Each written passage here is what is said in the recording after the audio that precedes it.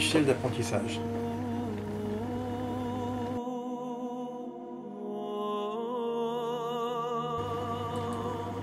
Alors, on commence par l'incompétence inconsciente. Vous connaissez, toi, tu connais ça? Oui, c'est bien. C'est-à-dire qu'au départ, il y a plein de choses que je ne sais pas, que je ne sais pas. Puisqu'on n'est pas confronté à la question. Tu ne sais pas que là-haut dans le cosmos, il y a l'histoire d'affaires quantiques qui se baladent et que tu n'as jamais mis ta tête là-dedans. Donc ce n'est pas dans ton champ de réflexion. Tu n'es pas dans le champ de réflexion de cette interrogation. Donc pour toi, c'est comme si ça n'existe pas. Il y a plein de choses qui se passent. Si tu regardes les fonds marins, tu ne sais pas que là-bas, dans les fonds marins, tu as des millions d'habitants qui sont en train de se faire la guerre. Tu ne les connais même pas. On n'arrive même pas à les imaginer. Ouais. Et quand on les voit, on dit « Oh, c'est quoi ces monstres ?» D'accord. Donc il n'y a pas d'interrogation là-dessus. Mais à partir du moment où tu te mets ta tête là-dessus, si je dis tiens, on m'a parlé de la mécanique quantique, qu'il y aurait un rapport entre la mécanique quantique et l'intelligence humaine, et puis la transcendance et tout. D'accord. Là, tu commences à savoir que tu ne sais pas. D'accord. Donc, tu vas basculer de l'incompétence inconsciente à l'incompétence consciente. Je sais que je ne sais pas. Et c'est parce que tu sais que tu ne sais pas que tu vas avoir une motivation d'apprendre, si ça correspond dans ton contexte. D'accord ? La motivation ne peut venir que parce que je ne sais pas et j'ai besoin de savoir.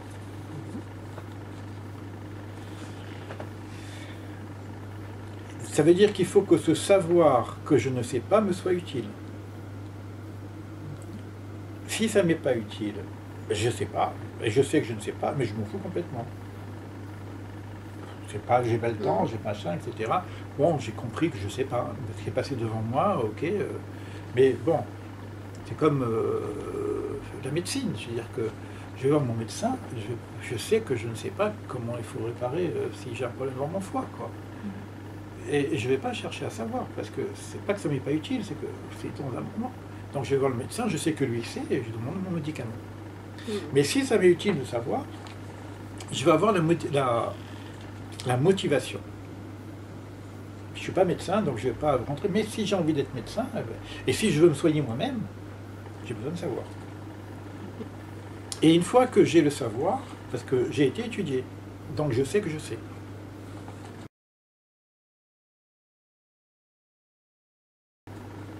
Mais savoir n'est pas obligatoirement un savoir-faire. Parce que tu peux savoir et ne pas savoir faire. Tu peux savoir comment... si tu prends la voiture, tu sais au début comment ça se conduit. Mais tu es complètement gauche. Tu ne peux pas vraiment conduire. Mais tu sais que la première vitesse, deuxième vitesse, etc. Tu sais que le tableau de bord, tu sais, mais tu ne sais pas encore faire. Tu prends l'informatique, tu sais comment il faut faire, mais tu ne sais pas encore faire. C'est la différence entre le savoir et le savoir-faire. Le savoir, c'est théorique, et le savoir-faire, c'est pratique. D'accord ? Donc il faut un certain temps d'application pour passer du savoir au savoir-faire. C'est ce que je disais tout à l'heure avec la logothérapie. Tu peux avoir la théorie complète de la logothérapie, mais ce n'est pas pour autant que tu es logothérapeute. Parce que tu n'as pas pratiqué. Mais tu vois, il y a des blocages. Et combien de fois il faut pratiquer? Combien de fois il faut pratiquer? Alors, en pratiquant, ça va demander, c'est-à-dire que je sais que je ne sais pas, mais je sais que je peux savoir. Là, c'est le cerveau qui se met en mode... Mais le fait de dire je sais que je ne sais pas si je reste là-dessus, donc je suis bloqué. Par contre, je peux dire je sais que je peux savoir, mais il faut me demander un effort. Et en fonction de la science en question, ça me demanderait plus ou moins de temps. Et si je décide de le faire, j'irai. Mais je pourrais savoir. Mais comme j'ai d'autres priorités, donc je préfère m'intéresser à la métaphysique qu'à la physique. C'est un choix, donc c'est une question de temps. Mais peut-être que j'en ai besoin. Si je sais vraiment que j'en ai besoin d'une façon fondamentale, à ce moment-là, je passerai à ça et je sais que je peux savoir. Et puis du savoir, j'arriverai au savoir-faire. Alors le savoir-faire, il va venir en faisant. Hein, j'apprends en faisant. Hein, comment tu sais faire? Parce que j'ai fait. Comment tu sais que tu sais faire? Parce que j'ai fait. D'ailleurs, quand on demande des bilans de compétences, c'est du savoir-faire. Et aux étudiants, comment tu sais que tu sais faire? Comment tu sais que tu as cette compétence? Parce que je l'ai déjà fait. D'accord? Et il faut faire beaucoup pour avoir un vrai savoir-faire. Et c'est pareil au niveau de la thérapeutique, tu vois. Un diplôme, ça ne veut rien dire. Il y a des gens qui disent j'ai besoin du diplôme, j'ai besoin du diplôme, j'ai besoin du diplôme, ils n'ont toujours pas expérimenté le truc. Alors comme ils n'ont pas la certitude de savoir faire, ils ont un diplôme et ils vont, au lieu de s'entraîner à faire, ils vont chercher un deuxième diplôme, ils vont chercher un troisième diplôme. Ouais. Mais c'est sur le terrain que ça va se passer. Et je vais me planter parfois, et je vais me recorriger. Donc il faut insister, faire tourner la manivette ici du savoir-faire et du faire, je sais faire, je fais. Donc après ce qu'on appelle l'expertise. À force de faire, il vient chez toi une forme d'expertise, un savoir-faire. Oui, d'automatisme. Un savoir-faire qui est presque inconscient. C'est-à-dire quand tu demandes à un expert comment tu fais, il ne sait pas comment t'expliquer. Oui, je fais, je ne sais pas, c'est comme ça. C'est-à-dire que ça devient automatique. Si tu me demandes, par exemple, en logothérapie, comment je fais pour qu'à un moment donné, il y a ça qui sort, ben, je ne sais pas comment ça sort. Je ne sais pas comment ça vient. Cette intelligence de l'instant, etc. Donc ça s'appelle la compétence inconsciente. Et ça, c'est un petit peu le niveau supérieur qui est très intuitif. C'est l'intuition, par exemple. Je ne sais pas que je sais sans savoir, tout en sachant. C'est génial. Tu l'as dans les documents? Tu le donnes celui-ci, Élie, dans les documents? Ça fait partie des leçons que je vais donner, ça. Ouais, d'accord. Donc on le reverra le prochain. Ça fait partie des leçons que je vais donner. Alors maintenant, ça c'est un petit peu ce que je vous ai dit là, verbalement, avec l'échelle de l'apprentissage. Hein. Il est très difficile, c'est le génie de l'inconscient, très difficile à modéliser un génie. Ça c'est Erickson qui dit ça. Tu vois. Quand on arrive à un moment donné qui est vraiment très très élevé, c'est la compétence inconsciente, c'est très difficile de modéliser. Bah oui, ça paraît logique. Hein. Voilà. Alors, tu sais même pas d'ailleurs sur quel levier. Alors voilà, maintenant je vais vous montrer ça, et c'est là qu'il y a quelque chose de plus que je rajoute. Ici, j'ai simplifié le truc. Hein. Maintenant, regardez, on est ici dans le savoir. Apprendre, écouter. D'accord? Avant, on est dans le non-savoir, maintenant dans le savoir.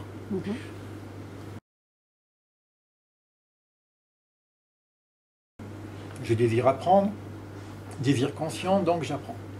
Après, j'arrive au savoir-faire, la compétence.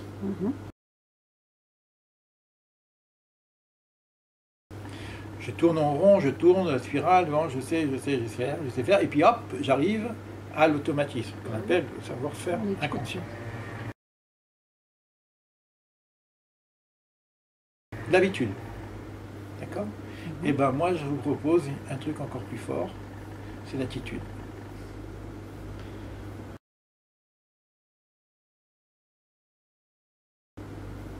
C'est l'état.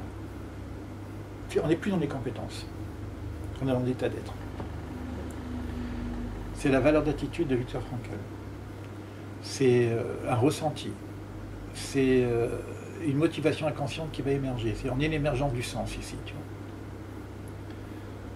vois. Et c'est dire qu'on n'est plus dans l'expertise du savoir-faire. On est quelque chose de... Bon, là, c'est quelque chose de spontané, là. Alors ça vient par mon travail. Ça vient quelque chose qui m'est donné. Je travaille, je mange, on devient un bûcheron, etc. Hein. On fait, on devient un expert, etc. Mais ça vient des efforts que moi j'ai fait. D'accord? Et j'arrive à une expertise, mais qui vient de mon savoir-faire. Là, on a une révélation. Ça nous est donné. Ça, c'est la transcendance qui s'ouvre à nous. D'accord? Et on devient réceptif à une transcendance. C'est plus mon génie intérieur qui est simplement, il est alimenté par l'influx, ce que j'appelle le Shefa. Mais tu parlais d'état d'être. État d'être, ouais. Mais entre état d'être et puis motivation, c'est quand même autre chose, enfin, c'est pas tout à fait le même... Il y a une motivation inconsciente, c'est-à-dire que la motivation inconsciente, c'est que quand je monte dans ce niveau-là, par exemple, notre motivation spirituelle, elle est inconsciente.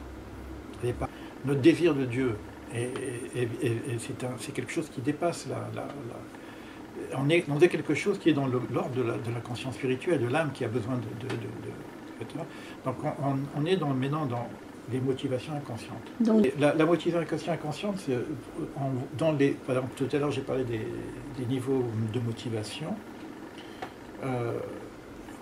Moi j'utilise des outils très pragmatiques avec mes étudiants, par exemple le Sozi, etc. Mais je vois qu'aujourd'hui, avec la relation, parce que dans les étudiants, ils me demandent qu'est-ce que j'ai fait comme parcours, parce qu'on n'a rien, quoi. Et c'est vrai que moi-même, je suis étonné des fois des choses qui sortent. Et je leur sors des motivations, mais qu'ils ne connaissaient pas. Et puis, quoi. Mais c'est une motivation qui les pousse à, mais ils ne savent pas l'exprimer. C'est pas une motivation consciente. Donc, dans l'attitude, dans l'état d'être, si tu es dans cette parité qui est l'ordre de la transcendance, il va y avoir une connexion entre ma pyramide de Maslow, même ma partie, c'est un peu la pyramide de Maslow qui s'ouvre, d'accord? Or, la motivation de Maslow, de l'autre côté, elle est inconsciente. Donc c'est quelque chose qui nous aide, c'est pas du bas vers le haut, c'est du haut vers le bas.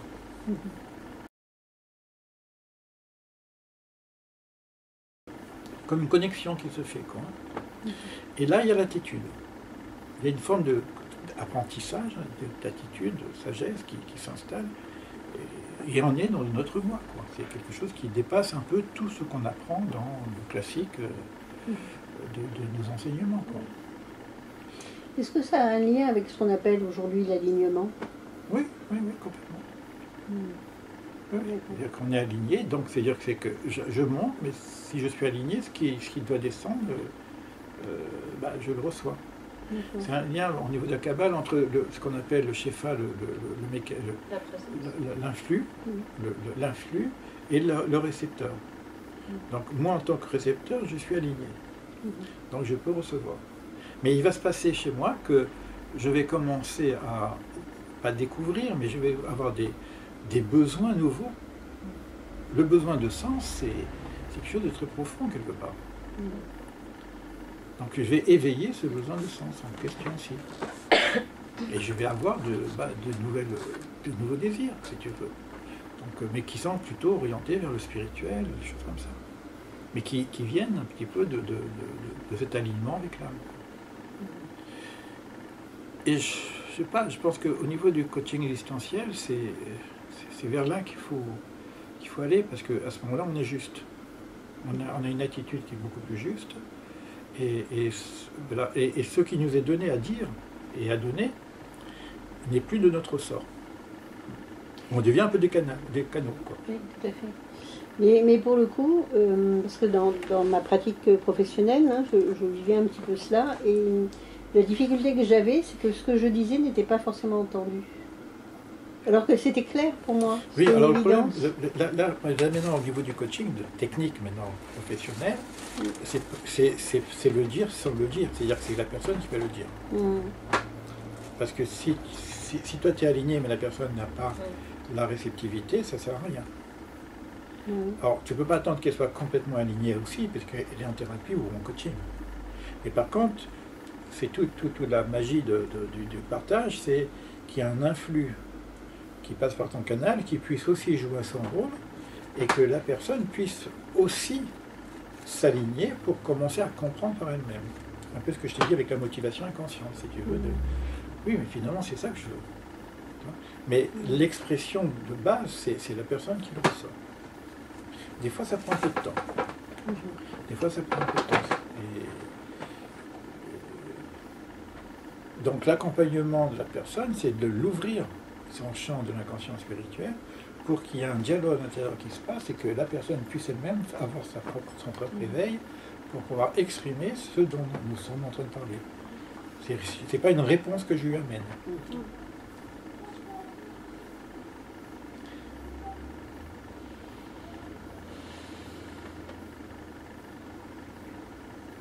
Alors maintenant, la question qui va se poser à nous, est-ce que ça s'apprend? Je crois pas. Hum? Je crois pas. Non. Par contre, on peut se nettoyer et se libérer de plein de choses qui vont nettoyer les tuyaux, quoi. Alors, c'est pas un apprentissage classique.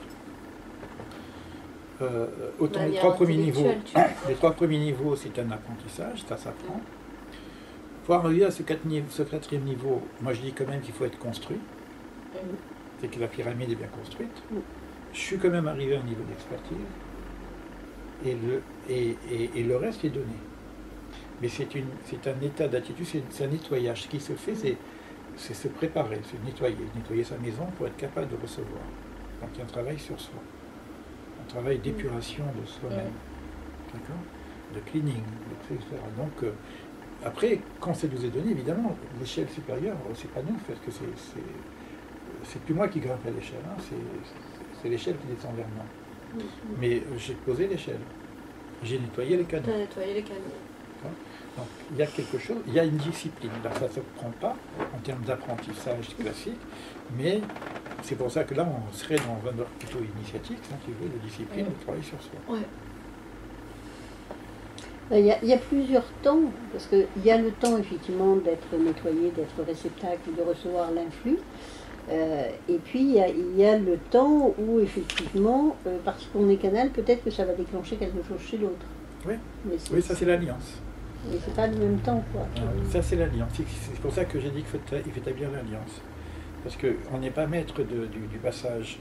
Parce que sinon, si tu le dis verbalement, et que c'est fermé de l'autre côté, tu ne veux pas savoir. Donc la notion d'alliance est importante. Parce que quand je parlais par exemple de l'analyse des rêves, s'il y a l'alliance, je peux me permettre, puisque je suis dedans, de recevoir quelque chose et d'exprimer un sentiment. Je peux me permettre, mais je suis connecté au paradigme de la personne. Tu vois, parce que sinon, c'est mon interprétation. Par contre, si je crée l'alliance et que moi-même, je laisse mon état se mettre en place pour que ça soit plus mon interprétation, mon intelligence, mais quelque chose qui me transcende et qui est en relation avec la carte du monde de la personne en question, il y a une alliance qui s'installe. Et à ce moment-là, si dans l'accompagnement, puisque la personne est venue te voir quand même, donc elle a une confiance en toi, ce que j'avais montré tout à l'heure, qui est quand même assez important, c'est des petits dessins, mais pour moi, ça explique bien les choses, quoi.